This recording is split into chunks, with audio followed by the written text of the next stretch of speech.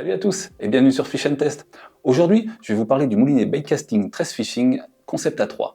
Il s'agit d'un moulinet grande taille destiné aux pêches en big bait, du brochet en particulier, mais aussi du silure.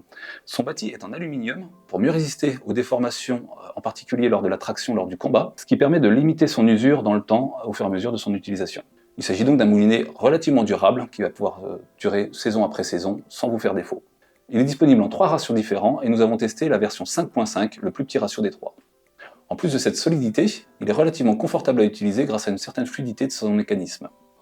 Et du côté des freins, les différentes molettes de réglage sont faciles à prendre en main, et en particulier le deuxième frein de friction, qui est très facile à régler, même en action de pêche, sans risque de perdre la flasque, tac, qui se referme et s'ouvre très facilement.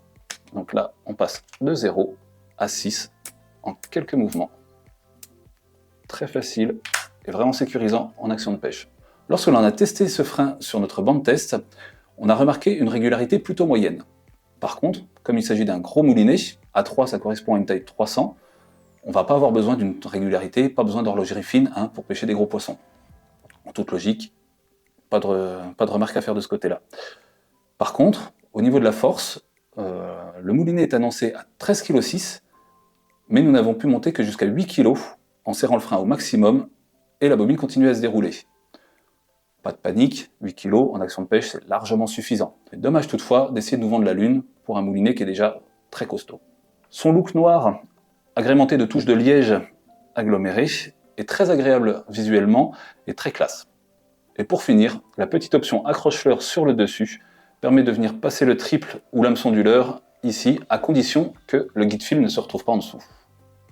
Car là, on risque de s'emmêler avec le fil, avec la tresse, ce qui est relativement contraignant. Donc il faut bien veiller à décaler son guide fil, et ensuite on peut accrocher son leurre en toute sécurité au-dessus du moulinet.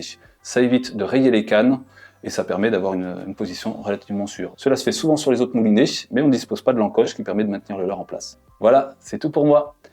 N'oublie pas que tu peux compléter ce test sur fishandtest.com en donnant ton avis. Tu pourras gagner des Starcoins que tu pourras ensuite échanger contre des cadeaux.